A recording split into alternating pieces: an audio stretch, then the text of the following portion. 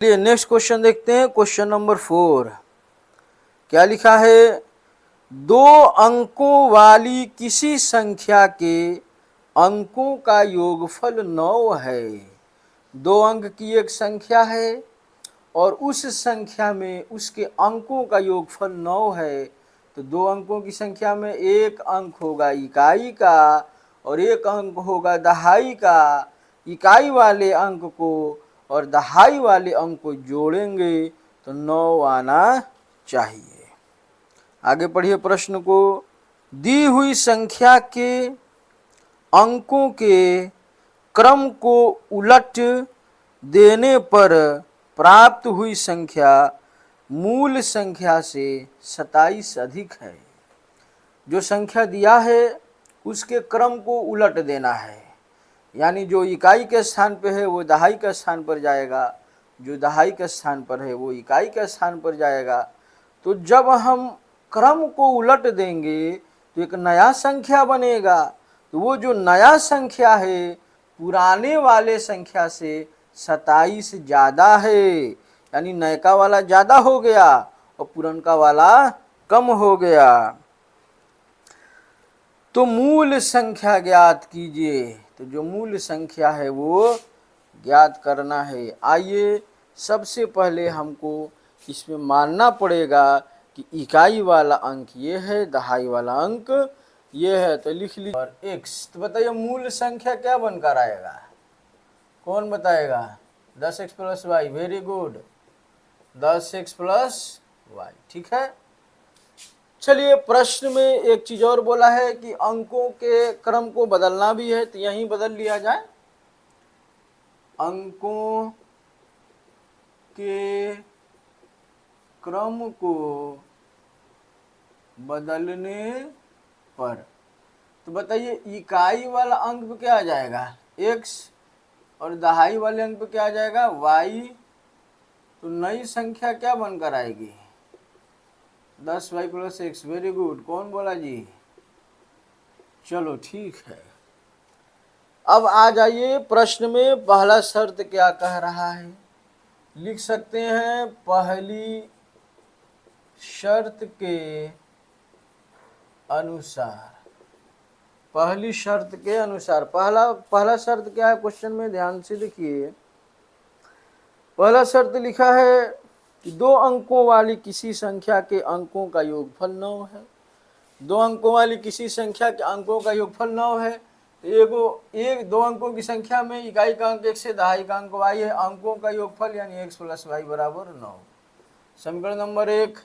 आप पहले y भी ले सकते हैं और बाद में x लिख सकते हैं, यानी y + x भी कर सकते हैं, लेकिन सुविधा के दृष्टिकोण से x + y लिख दिया जाता है।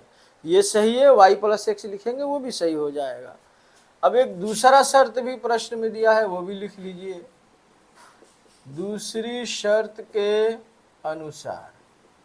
दूसरा शर्त प्रश्न में क्या दिया है, ध्यान से समझ लीजिए।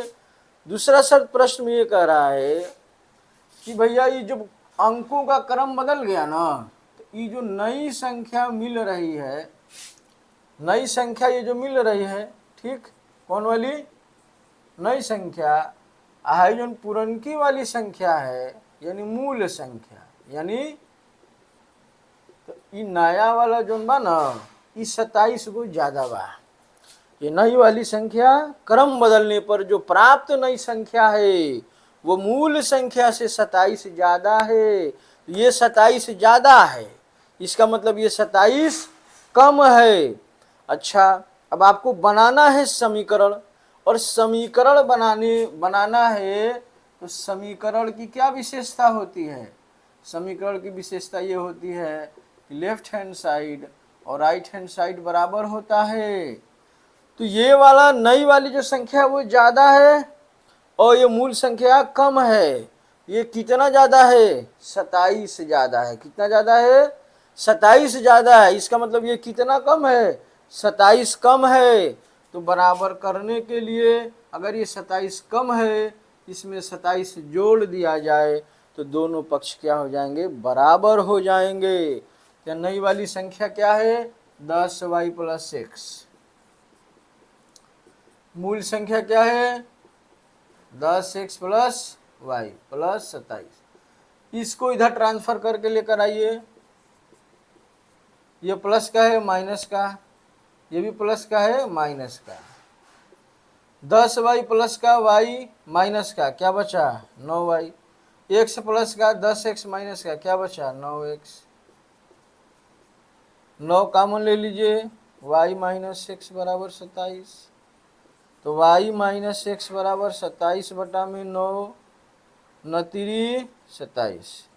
तो y माइनस एक्स बराबर क्या आ गया 3। इसको सीधा करके लिख दीजिए, माइनस एक्स प्लस वाई बराबर 3, समीकरण number 2। Now we find that equation 1 and equation 2। ध्यान से देखिए, समीकरण 1 का पहला पद x है, समीकरण 2 का पहला पद x है, दोनों बराबर है। ये प्लस का है और ये माइनस का है। तो जब पद बराबर हो और साइन अलग अलग हो, एक प्लस का एक माइनस का, तो समीकरणों को जोड़ दिया जाता है।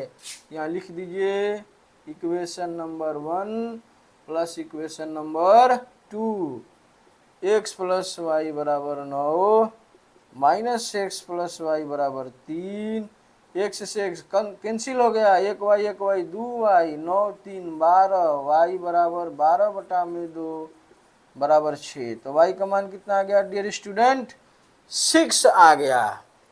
y के मान को इक्वेशन 1 में पुट करिए, लिख सकते हैं y बराबर 6 इक्वेशन 1 में रखने पर समीकरण एक क्या है, x प्लस वाई बराबर 9, x प्लस 6 बराबर 9, x बराबर 9 माइनस 6, x बराबर 3। तो संख्या क्या आ जाएगी, संख्या है 10x प्लस वाई, 10 गुणे 3 प्लस 6, 30 प्लस 6 यानी कि 36। तो आपकी मूल संख्या क्या हो गई 36 हो गई। इसको कॉपी कर लीजिए, उसके बाद नेक्स्ट क्वेश्चन को देखा जाएगा।